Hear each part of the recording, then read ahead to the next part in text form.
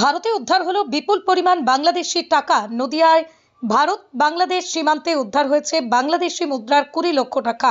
161 ব্যাটালিয়নের মহাকলা সীমান্ত ফাঁড়ির জওয়ানরা গোয়েন্দা তথ্যের ভিত্তিতেই চেক পয়েন্টে হানা দেন। গিয়ে দেখেন একজন ব্যক্তি সন্দেহজনক একটি ব্যাগ নিয়ে কলাবাগানের দিকে চলে যাচ্ছে।